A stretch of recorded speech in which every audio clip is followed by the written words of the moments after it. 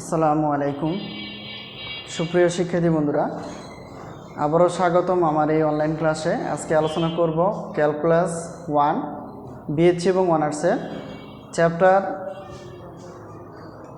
12D example 55 integration d x by 5+4 cos x। এটার মান বের করতে হবে, সেটা আমরা দেখার চেষ্টা করব। খুবই ইম্পর্টেন্ট একটা বোর্ড প্রশ্ন বিএসসি এবং অনার্সের ক্ষেত্রে। এরকম টাইপের আমরা আরও এক্সাম্পল আলোচনা করার চেষ্টা করব। তো আজকের পর্বটা যদি আমরা প্রাথমিকভাবে বুঝতে পারি, তো দ্বিতীয় বা আরও যে পর্বগুলো আছে সেই পর্বগুলো বোর্ড প্রশ্নই আলোচনা করব, সেগুলো আমাদের জন্য অনেক সহজ হবে। তো যেহেতু এটা ইন্টিগ্রেশনের ত্রিকোণমিতিক সাইজের বা ত্রিকোণমিতিক, তো সেখানে আমরা ত্রিকোণমিতিক সূত্রগুলো ব্যবহার করার চেষ্টা করব। এখানে দেখো ইন্টিগ্রেশন ডিএক্স 5+4 cos x, তো cos x কে আমরা সূত্রে নেওয়ার চেষ্টা করব। তাহলে এখানে দেখো ইন্টিগ্রেশন যা আছে তাই, এখানে উপরে ডিএক্সটা আমরা লিখে ফেললাম 5 প্লাস আর এখানে 4 cos x। তো cos x আমরা একটা সূত্র নিতে পারি, সেটি হলো cos 2a। cos 2a আমরা কি লিখতে পারি, 1 minus tan square a by 1 plus tan square a। ঠিক আছে, এটা সূত্র নেওয়া যায়। তো যেহেতু এখানে cos x আছে, তাহলে এটাকে আমরা দেখো কি করতে পারি, cos x। তাহলে এটাকে সূত্র নিচে তাহলে কী করতে হবে, 2 লাগবে এখানে। তাই এখানে 2 নিলাম, আর এখানে এই এক্সটা এভাবে দিয়ে দিলাম। তার মানে এটাকে দেখো cos 2, এটা যদি 2 কেটে দেই তাহলে আবার এই cos x শুধু থেকে যাবে। তাহলে এটাকে 2 আর এটাকে মনে মনে আমরা a পড়বো। তাহলে এখানে দেখো cos 2a, তাহলে আমরা ওইভাবে লিখতে পারি না।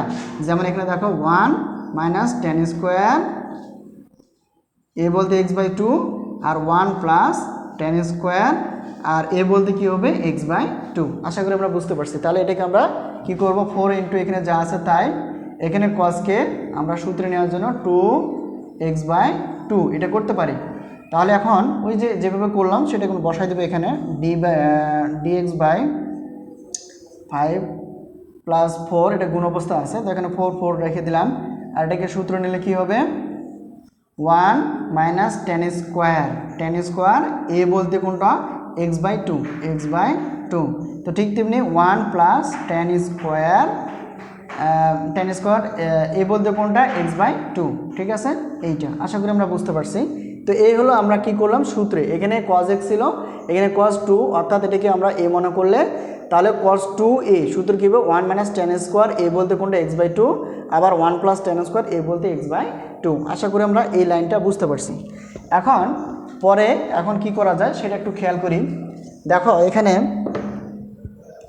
এই 4টা আমরা উপরে গুণ করতে পারি। তো ইন্টিগ্রেশন dx 5 জায়গায় থাকবে, প্লাস 4টা যদি 1-এর সঙ্গে গুণ করে দেয় তাহলে কী হবে, 4 একে 4 প্লাস মাইনাসে মাইনাস, আর 4 দিয়ে যদি tan স্কোয়ারকে গুণ করে তাহলে এখানে হবে 4 tan স্কোয়ার x/2। ঠিক আছে, এখানে 4 দিয়ে এটাকে গুণ করলাম, 4 দিয়ে এটাকে গুণ করলাম, আর নিচে 1 প্লাস tan স্কোয়ার x/2 যা আছে তা লিখলাম। ঠিক আছে, সহজ কথা 4 দিয়ে এটাকে গুণ করে দিলাম, 4 দিয়ে এটাকে গুণ করে দিলাম, তাই এই অংশটা চলে আসলো। আর 5 যা আছে তাই। এখানে দেখো এটা পুরোটা যদি লব হয়, এটা যদি হর হয়, তো লব বাই হর, আর এখানে লব আছে আর হর আকারে কিছু না, মানে 1 আছে। তাহলে 1 আর 1 প্লাস tan স্কোয়ার x এর লসাগু কী হবে, আমরা এভাবে লিখতে পারি। দেখো এখানে কি করা যায়, এখানে পরের লাইনটা ইন্টিগ্রেশন উপরে ডিএক্সটা ঠিক রাখলাম, তো ডিএক্স ঠিক থাকলো। তাহলে এখানে 1 আর tan স্কোয়ার x এর লসাগু কী হবে, 1 প্লাস tan স্কোয়ার x/2, এটাই লসাগু হবে। তো এই 1 দিয়ে যদি tan স্কোয়ার x মানে tan স্কোয়ার x/2কে ভাগ করে তাহলে 1 প্লাস tan স্কোয়ার xই আসবে। এটা দিয়ে আমরা উপরে 5কে গুণ করে দিব। তো উপরে যদি 5কে গুণ করে দিই তাহলে কী আসবে দেখো, তাহলে এখানে দেখো আমরা একবারে করতে পারতাম, তো এটা বোঝার জন্য আমরা একটু আলাদা করার চেষ্টা করি, অনেকে বুঝবে না। তো এখানে দেখো x/2, আচ্ছা এখানে প্লাস আছে, আমরা প্লাসটা দিয়ে দিলাম। এখন কথা হলো এই যে 1 প্লাস tan স্কোয়ার xকে আবার 1 প্লাস tan স্কোয়ার x/2কে যদি ভাগ করে দেই তাহলে কি আসবে, 1 আসবে। এই 1টা যদি উপরে অর্থাৎ গুণ করে দেয়, তাহলে লব কোনটা, 4 মাইনাস 4 tan স্কোয়ার, এখানে কি করা হলো, লসাগু করা হলো। লসাগু করার পর যেই কাজগুলো করা হয় সেটাই। ঠিক আছে, লসাগু করলে এটা হবে, আর এটাকে কাটাকাটি করলে তো 5 ইন্টু এটা হবে। আমরা যদি একবারে করতে চাই তাহলে কি হবে দেখো, এটা যদি 5 দিয়ে গুণ করে দেয় তাহলে কি হবে 5 একে 5 একবার হবে না, তো এখানেও কি হবে 5 গুণ হবে, মানে এখানেও 5 কি হবে গুণ হবে। আমরা একবারে লাইনটা করতে পারলাম, তাহলে আমাদের লাইনটা কমে গেল। ঠিক আছে, হরে হরে ভাগ করে উপরে 5 দ্বারা গুণ করে দিব। তো একই জিনিস ইন্টিগ্রেশন, এখানে যা আছে dx আমরা লিখে ফেললাম, আর এখানে যোগ বিয়োগ করতে হবে। তো যোগ বিয়োগ করে দেখো, এখানে প্লাস 5টা টেন স্কোয়ার এক্স থেকে মাইনাস 4টা টেন স্কোয়ার এক্স যদি বাদ দিয়ে দিই তাহলে কয়টা থাকবে, আরও একটা, অর্থাৎ টেন স্কোয়ার এক্স বাই 2, আর প্লাস 5 আর মাইনাস প্লাস 5 আর প্লাস 4 যোগ করলে হবে কত 9, অর্থাৎ 9 এই অংশটা। এখন এটাকে একটা কাজ করা যায়, এটাকে আমরা একটা কাজ করতে পারি, সেটি হলো এটা একটা নিচেরটা আমরা তো লিখবো, এটা হলো উপরের হিসাবটা এটা, আর এটা তো হিসাব থাকবে 1 plus tan square x by 2। ঠিক আছে, তো আশা করি আমরা বুঝতে পারছি, মানে ডিএক্স আর এটা কিনে যোগ বিয়োগ হিসাব করলে এই অংশটা থাকে, আর এটা তো যা আছে তাই। একটা সূত্র আমরা জানি, যেমন ক্লাস 9 থেকে শিখে আসছে, সেটা হলো কি sec square x minus tan square sec square theta minus tan square theta কি লেখা যায় 1। তো সেক্ষেত্রে আমরা এটা যখন হয় তখন আমরা যদি সাইড চেঞ্জ করি তাহলে এখানে সেক স্কোয়ার থিটা তাহলে 1 প্লাস টেন স্কোয়ার থিটা করা যায়। তার মানে এখানে দেখো থিটার পরিবর্তে এক্স বাই 2 আছে, তার মানে সেক স্কোয়ার সমান 1 প্লাস টেন স্কোয়ার থিটা। তো ঠিক তেমনি এটা আছে ডান পাশেরটা, তাহলে আমরা এখানে কি নিতে পারি, সূত্র নিতে পারি, অর্থাৎ সেক স্কোয়ার থিটা বলতে এখানে এক্স বাই 2। তার মানে এই সমান, এটা সমান আমরা কি করতে পারি, এরকম করতে পারি। ঠিক আছে, শুধু তফাৎ হলে এক্সের মানে থিটার পরিবর্তে এক্স বাই 2 আছে।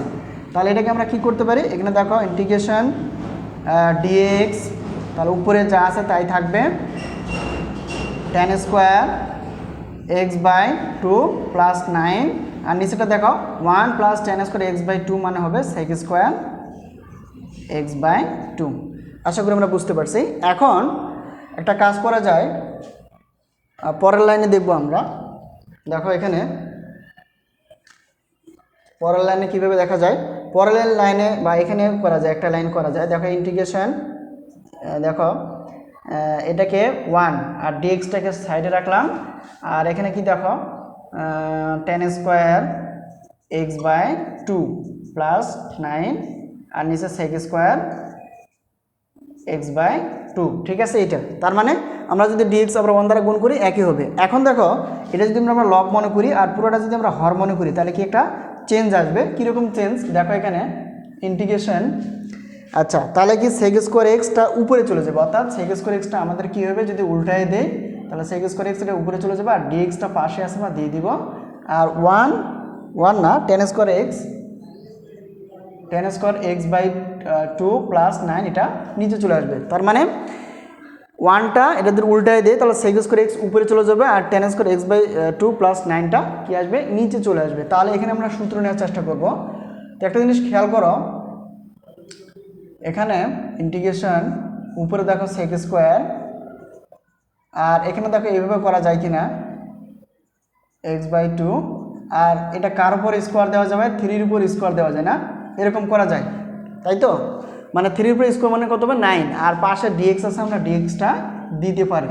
এখন কথা হলো এটাকে এমনভাবে ধরতে হবে, দেখো আমরা জানি যে অন্তরীকরণ নিচেরটা করলে উপরেরটা কিন্তু চলে আসে। তো এখানে ধরো আমরা ধরি বা মনে করি টেন এক্স, শুধু টেন এক্স ধরলেই হবে। টেন এক্স বলতে এক্স বাই 2, এটাকে আমরা জেড ধরলাম, বরাবর আমরা জেড ধরি। যদি একে আমরা অন্তরীকরণ করি তাহলে কি আসবে, সেক স্কোয়ার এক্স, মানে d by dx tan x কী হবে সেক স্কোয়ার এক্স। তো এক্স যেহেতু এটা আমরা এক্স যাকে এক্স ধরছি সেটা এক্স না, তার মানে এটাকে যদি আমরা অর্থাৎ এক্স বাই 2কে আবার যদি অন্তর্গ্রহণ করা হয় তাহলে কী আসবে হাফ, আর এখানে ডি বাই ডিএক্স করলে কী হবে, অর্থাৎ ডি জেড বাই ডিএক্স। আশা করি আমরা বুঝতে পারছি। এর যেহেতু আমাদের কী লাগবে দেখো ডিএক্স আর সেক স্কোয়ার এক্স, তাহলে এটাকে আমরা সাইড চেঞ্জ করতে পারি, যেমন সেক স্কোয়ার এক্স বাই 2, আর যে ডিএক্স লাগবে না, তাহলে এটা দেখো গুণ মানে ভাগ আকারে আছে, এদিকে আসবে কি গুণ আকারে হয়ে যাবে, আর 2টা ভাগ আছে ওইদিকে কী হয়ে যাবে গুণ, অর্থাৎ 2 ডি জেড। সাইড চেঞ্জ করলে এটা হয় সেক স্কোয়ার। তাহলে এখানে দেখো এই যে ডিএক্সটা এখানে কি ভাগ আকার আছে, এদিকে আসলে কি হবে, যেহেতু আমাদের লাগবে ডিএক্স, আর টুটা কি হবে ওটার সঙ্গে কী হয়ে যাবে, মানে যেহেতু কি আকার আছে ভাগ আকার ওদিকে হয়ে যাবে গুণ, তাহলে sec square x by two dx আমরা কী পেলাম 2dz। ঠিক আছে, তো আশা করি আমরা বুঝতে পারছি। এখন শুধু এখানে মান বসাবো, দেখো আমাদের এখানে জায়গা লাগবে, এটা আমরা বসাই দেব। আর এখানে আমরা লিখতে পারি ইন্টিগ্রেশন, এখানে দেখো sec square x dx, sec square x dx, এটা কি লিখতে পারবো 2dz। আর এখানে দেখো ট্যানকে আমরা কি ধরছি, জেড ধরছি, জেড, তো তারপর একটা স্কোয়ার আছে, আমরা স্কোয়ার দিতে পারি, আর এখানে 3 স্কোয়ার। ঠিক আছে, তো এই হলো অংশ, মানে ছোট হয়ে গেল। এখন যে অংশটা কনস্ট্যান্ট, মানে এটা সংখ্যাটা আমরা কি করতে পারি, 2টাকে আমরা বাম পাশে আনতে পারি, আর ইন্টিগ্রেশন উপরে কি থাকলো dz, আর এখানে Z square plus 3x square.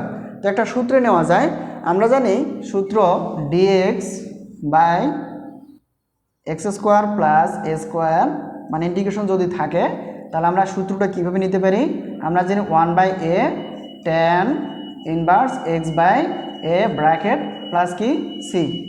ঠিক আছে, এই অংশটা কিন্তু করা যায়। তার মানে a বলতে কোনটা 3 আর x বলতে কোনটা হবে z, তার মানে এক্স স্কোয়ার, এটাকে যদি মনে মনে আমরা x পড়ি তাহলে এক্স স্কোয়ার, আর এটা যদি আমরা a পড়ি তাহলে কী হবে এ স্কোয়ার, তাহলে এটা জেটের পরিবর্তে যদি এক্স, অর্থাৎ integration dx x square plus a square, আমরা সূত্র জানি 1/a tan inverse x by a plus c. তো সেটা আমরা ব্যবহার করার চেষ্টা করবো। দেখো এখানে তাহলে 2টা 2 জায়গায় থাকবে, আর এখানে বলতে কি 1/a, 1/a, এ বলতে কোনটা 3 tan ইনভার্স, আচ্ছা এক্স বলতে কোনটা, এখানে এক্স বলতে কোনটা জেড, আর এ বলতে কোনটা হবে 3, আর একটা কনস্ট্যান্ট থাকবে সেটা হলো সি। ঠিক আছে, আচ্ছা এটাকে যদি আমরা হিসাব করি, 2 যদি উপরে গুণ করি তাহলে 2 আর নিচে 3, আর tan ইনভার্স ঠিক আছে আমরা দিয়ে দিলাম tan ইনভার্স, আর এখানে জেডকে আমরা কি ধরছিলাম, অর্থাৎ জেড মানে হলো অর্থাৎ tan x বাই 2, তো এখানে আমরা জেডের মানটা বসাই দেবো, তাহলে জেডের মান হলো tan x বাই 2, আর নিচে 3 ছিল, সেই 3টা আমরা দিতে পারি, আর প্লাস সি আছে সি। এটাকে আমরা আলাদা করতে পারি, যেমন না করলেও এটা অ্যান্সার দিলেও সমস্যা নেই, 2/3 tan ইনভার্স, তো এটাকে দেখি 1/3 করা যায় কিনা, দেখো 1/3 যদি 3 করি তাহলে এখানে tan x by 2 plus c. ঠিক আছে, এটা করা যায়।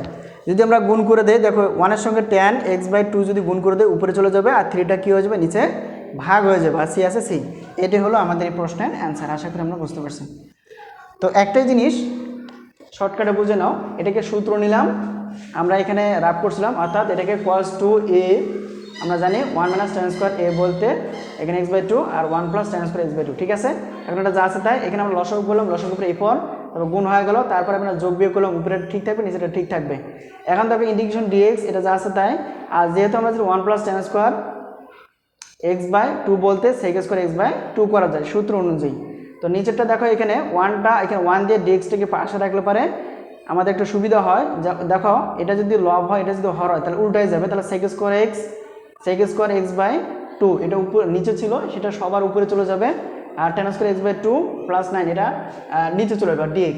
এখন দেখো sec স্কোয়ার, এখন এটাকে আমরা ধরলাম কিভাবে, দেখো আমরা জানি নিচেরটা অন্তরীকরণ করলে উপরেটা পাওয়া যায়, তাহলে tan x অর্থাৎ x বলতে x বাই 2, এটাকে z ধরলাম, এটা যদি অন্তরীকরণ করা হয় তাহলে sec স্কোয়ার x বাই 2, আর যেটাকে x ধরছে সেটা x না, এটা যদি অন্তরীকরণ এটা হাফ আসবে, আর এখানে অন্তরীকরণ dz বাই dx। এখন যেহেতু এখানে লাগবে কত, দেখো এই জিনিসটা আমাদের লাগবে, অর্থাৎ sec স্কোয়ার x আর dx, তো এটাকে বাম পাশে রাখলাম, তো sec স্কোয়ার x বাই 2 আর dx-টা ভাগ আকারে আছে এদিকে গুণ হয়ে যাবে, আর 2টা মানে ভাগ আকারে আছে এদিকে হয়ে যাবে গুণ। তাহলে আমরা এখন মান বসাই দিব, তাহলে ইন্টিগ্রেশন, এখন দেখো sec স্কোয়ার x dx আমরা কি 2dz পেয়ে গেছি, এটা বসাই দিলাম, আর এখানে দেখো tan x বাই 2 এটাকে ধরছি কি আমরা z, তো এখানে z বসাই দিলাম, ও তার একটা যে স্কোয়ার ছিল স্কোয়ারটা দিয়ে দিলাম, প্লাস প্লাস আর 9 এই যে 3 এর উপর স্কোয়ার, এটা ক্যালকুলেট করলে আগেরটাই পাওয়া যাবে। তো যেহেতু কনস্ট্যান্ট বা সংখ্যাটা আমরা কি আলাদা করে নিলাম ইন্টিগ্রেশন। এখন দেখো আমরা মনে দেখো integration dx x square plus a square, আমরা শুধু জানি 1/, এই সূত্রটা মুখস্থ রাখা উচিত, 1/a tan inverse x by a plus একটা কনস্ট্যান্ট সেই। তো এখন এটা যা আছে অর্থাৎ ইন্টিগ্রেশন মনে পড়বো dx x square plus a square, আমরা জানি 1/a এ বলতে কোনটা 3 tan ইনভার্স সূত্রের, আর x বলতে কোনটা z, আর a বলতে কোনটা 3 প্লাস c। ঠিক আছে এটা, তাহলে এখানে 2টা উপরে যদি গুণ করো 2 বাই নিচে 3 tan ইনভার্স, আর এখানে z বলতে কোনটা অর্থাৎ মানটা, অর্থাৎ z বলতে tan x/2 এখানে বসাই দিলাম, আর নিচে 3 আছে 3 প্লাস c, এখন 2/3 tan ইনভার্স 1/3, এটাকে এভাবে আলাদা করা যায় বা না করলেও কোনো সমস্যা নেই, এখানে অ্যান্সার দেওয়া যাবে। তাহলে 1/3 tan x/2, আবার যদি আমরা গুণ করে দেই আগের অবস্থান ফেরত আসবে। এটাই হলো আমাদের প্রশ্নের অ্যান্সার। তো এরকম আরও প্রশ্ন আছে, আমরা আলোচনা করার চেষ্টা করব। তো তোমরা যারা আগের ক্লাসগুলো দেখোনি অবশ্যই দেখে নেওয়ার চেষ্টা করবা, আর ক্লাসটা কেমন লাগলো অবশ্যই কমেন্টস বন্ধুদের মাঝে শেয়ার করার চেষ্টা করবা। তো আশা করি সবাই বুঝতে পারছো। যদি কোনো জায়গায় কোনো লাইনে মানে বুঝতে অসুবিধা হয় তাহলে অবশ্যই এটাকে আমি আবার সহজ করে দেওয়ার চেষ্টা করব। তো সে পর্যন্ত সবাই ভালো থাকো, আবারও দেখা হবে এরকম খুব গুরুত্বপূর্ণ প্রশ্ন নিয়ে। আল্লাহ হাফেজ।